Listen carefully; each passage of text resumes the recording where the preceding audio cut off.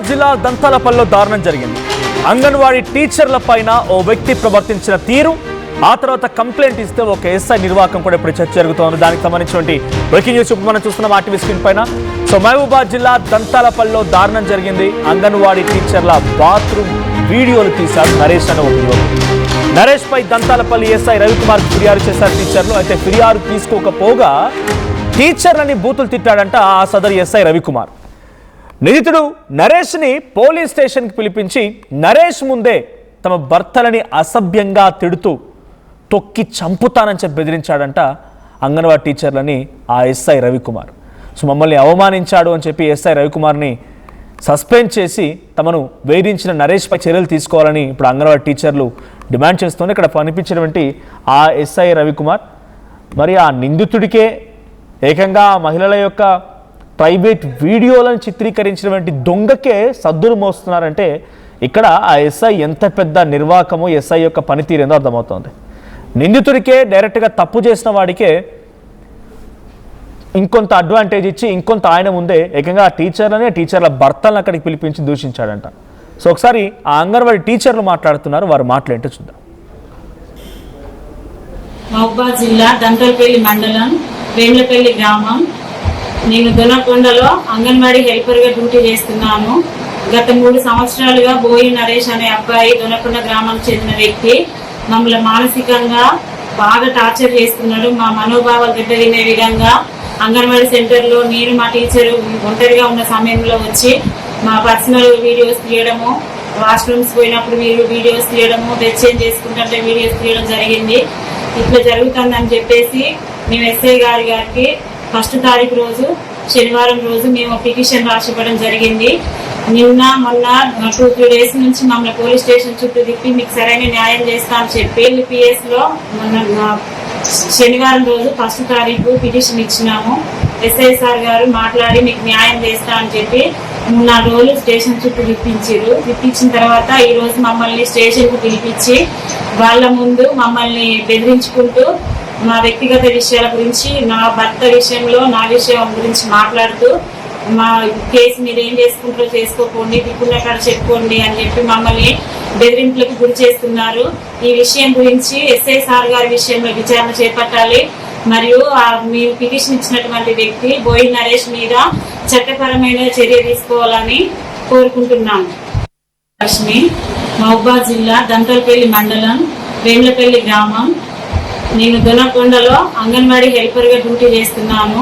గత 3 సంవత్సరాలుగా బోయి నరేష్ అనే అబ్బాయి దొనకొండ గ్రామానికి చెందిన వ్యక్తి మమ్మల్ని మానసికంగా బాగా టార్చర్ చేస్తున్నాడు. మా మనోభావాలు దెబ్బతినే విధంగా అంగన్వాడీ సెంటర్లో నేను మా టీచరు ఒంటరిగా ఉన్న సమయంలో వచ్చి మా పర్సనల్ వీడియోస్ తీయడము, వాష్రూమ్స్ పోయినప్పుడు వీడియోస్ తీయడము, డ్రెస్ చేంజ్ చేసుకుంటుంటే వీడియోస్ తీయడం జరిగింది. ఇట్లా జరుగుతుందని చెప్పేసి మేము ఎస్ఐ గారికి 1వ తారీఖు రోజు శనివారం రోజు మేము పిటిషన్ రాసివ్వడం జరిగింది. నిన్న మొన్న 2-3 డేస్ నుంచి మమ్మల్ని పోలీస్ స్టేషన్ చుట్టూ తిప్పి మీకు సరైన న్యాయం చేస్తా అని చెప్పి PS లో మొన్న శనివారం రోజు 1వ తారీఖు పిటిషన్ ఇచ్చినాము. ఎస్ఐ సార్ గారు మాట్లాడి మీకు న్యాయం చేస్తా అని చెప్పి 3-4 రోజులు స్టేషన్ చుట్టూ తిప్పించిన తర్వాత ఈ రోజు మమ్మల్ని స్టేషన్ కు పిలిపించి వాళ్ళ ముందు మమ్మల్ని బెదిరించుకుంటూ మా వ్యక్తిగత విషయాల గురించి, నా భర్త విషయంలో నా విషయం గురించి మాట్లాడుతూ మా కేసు మీరు ఏం చేసుకుంటారో చేసుకోకండి, దిక్కున్న కాడ చెప్పుకోండి అని చెప్పి మమ్మల్ని బెదిరింపులకు గురి చేస్తున్నారు. ఈ విషయం గురించి ఎస్ఐ సార్ గారి విషయంలో విచారణ చేపట్టాలి. మరియు మేము పిటిషన్ ఇచ్చినటువంటి వ్యక్తి బోయి నరేష్ మీద చట్టపరమైన చర్య తీసుకోవాలని కోరుకుంటున్నాను.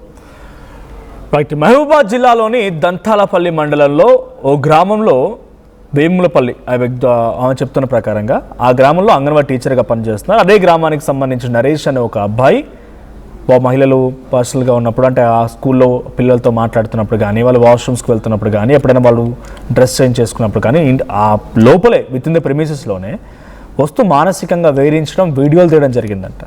మరి వాడికి ఆ వ్యక్తికి ఏం పోయే కాలం తెలియదు కానీ సో వీడియోలు తీస్తూ వచ్చాడంట. ఈ వీడియోలు తీసినటువంటి సంఘటన మరి నిజమా అబద్ధమా ఏంటివి, మహిళా ఆరోపణలు ఏంటి, ఆయన తీసిన వీడియోలు ఏంటి అన్నీ పరిశీలించాల్సిన SI Ravikumar, Dantalapalli police station సంబంధించిన ఎస్ఐ అడికెళ్ళి కంప్లైంట్ చేస్తే ఆయన కూడా నరేష్ని అక్కడికి పిలిపించి ఈ అంగన్వాడీ టీచర్ల యొక్క భర్తలను అక్కడికి పిలిపించి ఆ నరేష్ ముందే ఇటు ఆ టీచర్లని ఆ భర్తని చాలా దారుణంగా తిట్టి చంపేస్తానని కూడా బెదిరించాడంట. ఆ మహిళలు చెప్తున్న మాట మనం చూస్తున్నాం.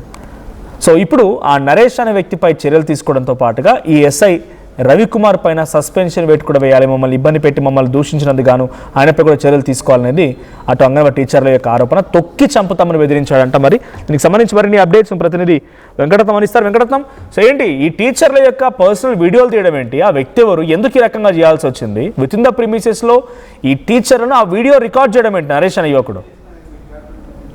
ఇక్కడ బాత్రూమ్లలో వెళ్తున్నటువంటి దంతాలపల్లిలో అంటే అంగన్వాడీ టీచర్లు బాత్రూమ్ వీడియోలు తీసుకుంటున్నటువంటి నేపథ్యంలో ఇక్కడ సాటి ఉపాధ్యాయుడు తను నరేష్ అనేటువంటి వ్యక్తి తను వీడియోలు తీసినట్టుగా తెలుస్తుంది. అయితే నరేష్ పై కూడా వీళ్ళు పోలీసులకు ఫిర్యాదు చేశారు. దంతాలపల్లి ఎస్ఐ రవికుమార్ కు ఫిర్యాదు చేయడంతో ఇక్కడ వారు అంటే దాన్ని ఫిర్యాదు తీసుకోవాల్సినటువంటి అవసరం ఉంటుంది. దానికి సంబంధించి ఎవరైతే ఆ నిందితుడు ఉన్నారో తనని పిలిపించి మాట్లాడి కౌన్సిలింగ్ చేయాల్సి ఉంటుంది. అవసరం అనుకుంటే దాన్ని సిబిఐని పరిశీలించి శిక్షలు విధిస్తారా లేకపోతే కేసులు నమోదు చేస్తారా ఎవరైనా ఉండాలి. కానీ ఇక్కడ ఫిర్యాదు తీసుకోకపోవడంతో ఆ వచ్చినటువంటి మహిళా టీచర్లను కూడా దండబూతులు తిట్టి ఇప్పుడు వారిని ఇంకా బెదిరింపులకు గురి చేసేటువంటి ప్రయత్నాలు జరిగినట్టుగా తెలుస్తుంది.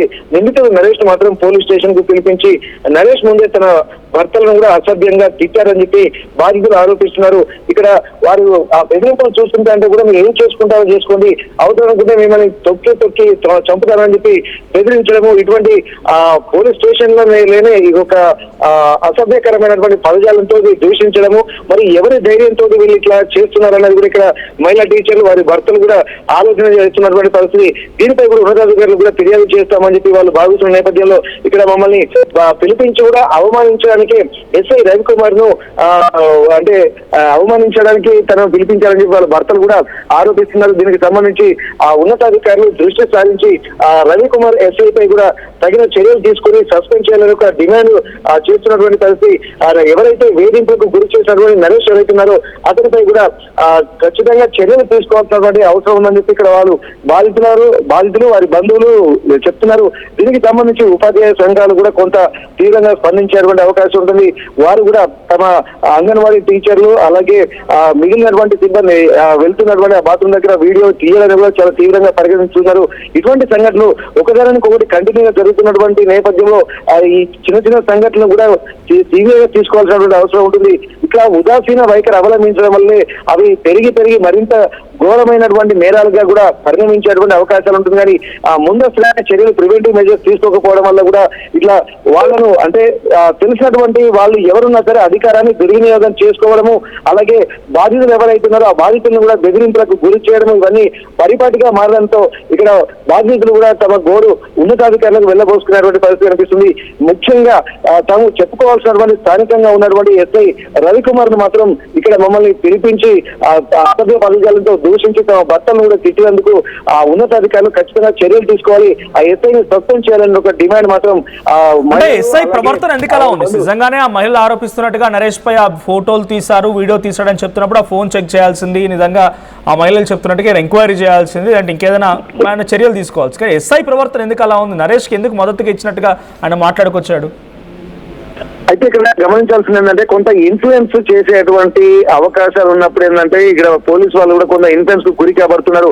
ఇక్కడ ఇట్లాంటి కేసులు సీనియారిటీ ఉన్నప్పుడే వాళ్ళని మ్యానిపులేట్ చేసేటువంటి అవకాశం ఉంటుంది. చాలా వరకు ఏసీబీ ట్రాబ్లలో అయ్యేది కూడా ఇట్లాంటివే. కాకపోతే ఏంటంటే ఎవరు కొంత ప్రలోభాలకు గురి చేపిస్తే వాళ్ళకి అనుకూలంగా కూడా న్యాయాన్ని పక్కన పెట్టి ఇక్కడ చట్టాన్ని కూడా తమ చట్టం వీళ్ళ చేతిలో ఉంది కాబట్టి దాన్ని దుర్వినియోగం చేస్తున్నటువంటి పరిస్థితులు కూడా మనం గతంలో చూస్తున్నాము. బాధితులు కూడా ఎంతో మొత్తుకుంటున్నటువంటి సందర్భంలో కూడా చట్టంలో ఉండి చట్ట పరిధిలో వీళ్ళు న్యాయం చేయాల్సిన అవసరం ఉంది కూడా ఇక్కడ కొంత ప్రలోభాలకు గురి కాబడుతున్నారన్న విషయం కూడా దీంట్లో మనం గమనించాల్సి ఉంది. మరి అక్కడ ఉన్నటువంటి మహబూబాబాద్ మన అక్కడ ఎస్ఐ రవికుమార్ మరి ఏ ప్రలోభాలకు గురయ్యాడా లేకపోతే పూర్తి విచారణ చేశాడా లేదా అన్నది కూడా మనం గమనించాల్సి ఉంటుంది. ఏదేమైనప్పటికీ కూడా ఒక మహిళలు తమ యొక్క మానవ ప్రాణాలకు రక్షణ కావాలని చెప్పి ఎన్ని చట్టాలు వచ్చినప్పటికీ కూడా స్పందించడంలో ఇక్కడ విఫలం కావడం వల్లనే ఘోరాలు వెళ్తున్నాయి, నేరాలు వెళ్తున్నాయి. కానీ పోలీస్ స్టేషన్కి వెళ్ళిన తర్వాత ఎస్ఐ రవికుమార్ స్పందించి బంధువులైనా సరే తెలిసిన వారైనా సరే ఎవరైనా సరే మహిళల పట్ల అమానుషంగా అనుచితంగా ఎవరు ప్రవర్తించినా ఖచ్చితంగా ఖచ్చితంగా చర్యలు తీసుకోవాల్సినటువంటి అవసరం అయితే కనిపిస్తుంది. కానీ ఇక్కడ మనం చూస్తుంటుంటే ప్రలోభాలకు గురి కాబడ్డటువంటి అంశాన్ని కూడా మనం పరిగణించాల్సినటువంటి అవసరం ఉంటుంది. మరి పూర్తి స్థాయిలో విచారణ చేశారా లేరా అన్నటువంటి విషయాలు కూడా గమనించాల్సి ఉంది. ఎందుకంటే ఒక మహిళలుగా ఉండి తమ గురించి తాము అసభ్యంగా చెప్పుకొని పోలీస్ స్టేషన్ దాకా వెళ్ళేటువంటి అవకాశం ఉండదు. ఎందుకంటే తమకు ఒక ఇన్సెక్యూర్ ఫీలింగ్ ఉన్నప్పుడు మాత్రమే వారు పోలీస్ స్టేషన్ గడప ఎక్కారంటే, పోలీస్ స్టేషన్ మీద ఎక్కారంటేనే దాన్ని చాలా సీవియర్ గా తీసుకోవాలి. అందులో తమకు కొంత ఇబ్బందికర వాతావరణము ఉన్నాయని తెలిసి గుర్తించి స్పెసిఫిక్ గా ఐడెంటిఫై చేసి వ్యక్తి పేరు కూడా చెప్తున్నారంటే ఖచ్చితంగా వీళ్ళు సీవియర్ గా తీసుకోవాల్సి ఉంటుంది. దీనిపై ఎంక్వైరీ కూడా వేయాల్సిన అవసరం ఉంటుంది. కానీ వచ్చిన మహిళలు మళ్ళీ పై స్థాయి అధికారులు కూడా ఫిర్యాదు చేశారు ఎస్ఐ పైన. సో పై స్థాయి అధికారులు ఏం చెప్తూ ఉన్నారు? ఎస్ఐ పై ఎటువంటి చర్యలు ఉండే అవకాశం ఉంది? పై స్థాయిలో ఉన్నటువంటి అధికారులకు ఫిర్యాదు చేసిన తర్వాత వారు కూడా స్పందించి దీని మీద ఎంక్వైరీ కూడా నడుస్తుంది.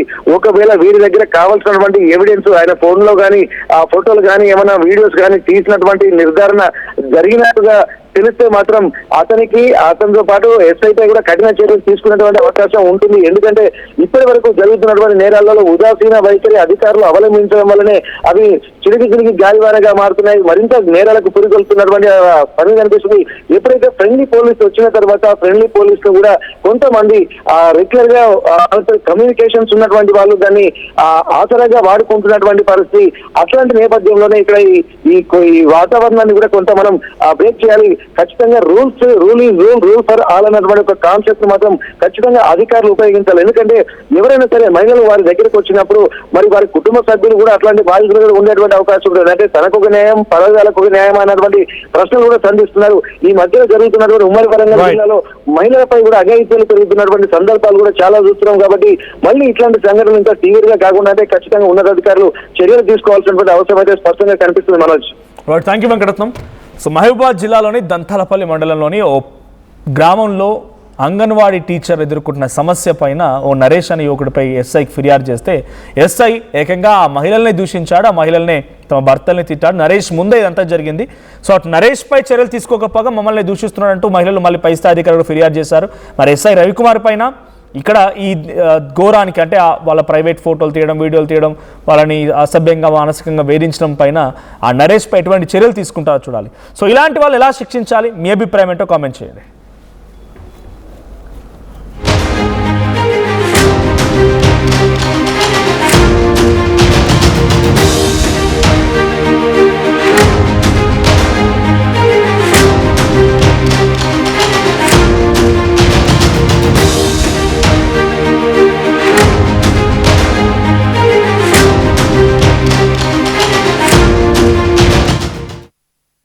టోర్నమెంట్ కి ముందు పెయింట్ అలా